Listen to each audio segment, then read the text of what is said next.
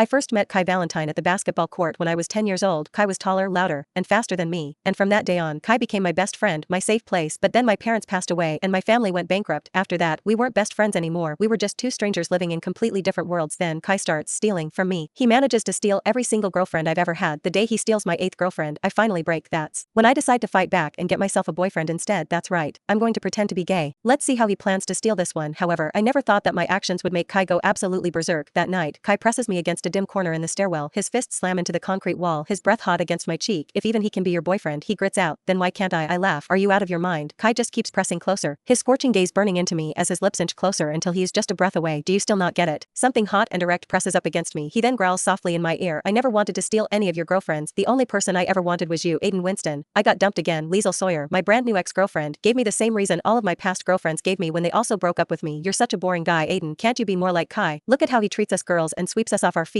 Why don't you learn from him? I balled my hands into fists. It felt like I'd just been cucked. Liesl was the 8th girlfriend Kai Valentine had stolen from me. I pretended to be fine and agreed to the breakup. However, as soon as she left, I immediately shot up, grabbed my army knife and dashed toward Kai's nest in eastern New York. He'd stolen my girlfriends, and where we came from in Wookland, that meant blood and revenge. Kai and I had grown up together and often played basketball in the streets. We also took part in underground activities and ran from the cops whenever we got into trouble. Kai had always looked out for me. However, nobody expected that my family would suddenly go broke when I was just in high school. The mansion I lived in was swapped out for a rundown apartment in a housing project, and my only goal now was to get into military school so that I could escape this hellhole. Kai had promised to always support me, but as I distanced myself from him, he began to change. Every time I got a new girlfriend, he would always exact revenge on me and take her away. I reached Kai's apartment and tried entering his usual passcode into the lock. It hadn't changed in years, and I barged in right after that. I was planning to burst in and stab him the second I saw him. With all the effort I had left, I was desperate. When I kicked open the bedroom door, I suddenly froze. Kai was shirtless. He was weight training with a dumbbell, and his body was covered in a beautiful sheen of sweat that made him look as perfect as a statue. A 9-inch scar ran down his forearm, a relic from his past fights on the streets and a brutal reminder to me of the path he chose. I wasn't the type who would simply ogle any man's body, but Kai's chest, abs, and beautiful V-line leading farther south had me enamored. I simply couldn't tear my eyes off him. Kai Valentine, you bastard, I shouted, my voice a little shaky. Kai slowly set down his dumbbell and shrugged on a bathrobe without tying it on, as if purposely offering me another glance. Why are you so worked up today, Aiden? Kai asked, his voice low and scratchy. I thought you'd already cut off all ties with me. I stepped forward, the knife still in my pocket. My heart thumped loudly like it was playing the drum. You've stolen 8 of my girlfriends, Kai Valentine. What is your problem with me? I gritted my teeth, barely able to hold back my anger. What the hell do you want from me? Kai just glanced at me coldly and started coming closer to me. He towered over me at 6 feet and 2 inches, and I was a whole head shorter than him. Suddenly, it looked as though I was losing ground. Was it because of Liesl? He asked, stepping even closer. Do you love her that much? I shoved him away, but when my hands pressed against his chest, I realized that it was warm and solid underneath my palms. Don't play dumb. I quickly pulled my hands away like I'd been electrocuted. You always ruin things for me every time I find myself a new girlfriend. What are you trying to prove? Huh? To my surprise, Kai just kept inching closer to me, backing me up against the wall. Then his hand braced over my head against the wall and his other hand slid under my chin. Did you really think that I was after your girls? Maybe I was just trying to tell you to stop wasting your time on them. I laughed coldly and shoved at his chest once again, but he didn't budge. Instead, he pressed the lower half of his body against me, and I immediately felt a jolt of electricity when his burning hot erection pressed up against me. Don't use this against me, I roared, unable to hold myself back. You only stole my girlfriends to prove that you're better than me. Isn't that right? I am better than you in more ways than one. For starters, I have a 9-inch monster in my pants, and I'm sure that I'm also better than you in that department. Wanna compare? His hands then slid to my waist, and he hooked his fingers around the end of my belt, rubbing against the edges. I held my breath as my body began responding to his provocations despite knowing better. Soon, I felt the familiar heat pooling in my groin. That's enough. I finally shoved him off me and broke the awkward tension in the air. I'm begging you, Kai, please leave me and my girlfriends alone. I don't want to stay single for the rest of my life. Are you seriously begging me because of a woman? Kai's face turned grim. Where's that prideful attitude when you iced me out years ago? I thought you said that you were trying to get into military school, so why are you thinking about dating all the time instead? I'd lost all of my leverage at that moment and slinked away in shame. Kai had a point. I should pull myself together and do my best to get into military school. Even so, that wasn't a reason for him to steal my girlfriends. I still needed to get revenge on him for that. Soon, news that I'd been cheated on started spreading in the community like wildfire. People were secretly calling me Cuckton and laughing behind my back. When my roommate, Mick Kensley, heard about it, he patted me on the shoulders and gave me a pitying look. Aiden, it's not that embarrassing that Kai stole your girlfriend. It just means you both have the same taste. If you can't say something nice, then don't say anything at all, I exclaimed, lifting my leg to kick him. Mick immediately ducked out of the way. He grinned and waved his hands around. Relax, I've got a wonderful idea. If he keeps stealing your girlfriends, then just get yourself a boyfriend instead. Use that against him. Don't tell me that he's also planning to steal a guy too. I turned to look at him. That was a brilliant idea. That's perfect. I'd do that even if it was just to disgust him, I said with a final clap of my hands. Mick then raised his eyebrow and waggled it at me. So, where are you planning to find yourself a boyfriend? I hooked my arm around his neck and smirked. That's going to be your job. Before he could protest, I flopped onto my bed and fell asleep at once, the corners of my lips curling upward as I dreamed of revenge and the relief it would bring me. Mick worked fast. He really managed to find me a fake boyfriend the very next day, and we agreed to meet at the bar the same night. I didn't think much about it and went for the date excitedly. The bar was dimly lit, thick with the smell of alcohol and cheap perfume. My boyfriend was Cody Jepson, and he was the athletic, active type. If Kai was was a handsome character who looked like he just came out of a movie. Cody's handsomeness was more of the approachable, down-to-earth kind. You're a lot more different than I expected, Cody said with a bashful smile. I cocked an eyebrow at him and leaned in a little closer. How so? You're less rowdy, he answered with a low chuckle, the tips of his ears turning red. I felt my heart drop to my stomach. I bet Mick must have painted me as some loud, obnoxious clown or something, but why did tonight's date somehow feel more like a real blind date than anything else? I couldn't be bothered anymore as long as it kept Kai away from me. I copied my clingy ex-girlfriend's behavior and leaned closer into Cody's embrace, my shoulder brushing his firm, supple chest. Cody froze as his Adam's apple bobbed in his throat. His face turned red like he'd just been set ablaze. I could even tell that his breathing went erratic for a couple of seconds there. He hesitantly slid his hand down to my waist and carefully rubbed the thin fabric of my shirt in his fingers as if testing the waters. Aiden, you. His voice was hoarse, and a flicker of emotion appeared in his eyes just as I was wondering if Cody's reactions were simply too naive and innocent for his own good. The door to the bar was suddenly slammed wide open with a loud bang, and then, the worst possible person I could ever bump into walked in, my 8th ex-girlfriend. Liesel widened her eyes as she stared at me leaning into Cody's embrace. She was so shocked. She might as well have seen a ghost. Aiden Winston. You're gay. I caught a glimpse of Kai walking in behind Liesel as he took his time, but his eyes were as cold as ice. I made a decision then and there. I pressed myself closer to Cody against his broad chest and reached up to tug coyly on his collar. Then I acted as if I was smitten and said, so what if I'm gay? Love knows no genders. I'm in love with him as a person, and there's nothing you can do about it. Cody played along with me and slid his arm around my waist, pulling me flush against him. I gritted my teeth and put up with it, sneaking a glance at Kai. His face was as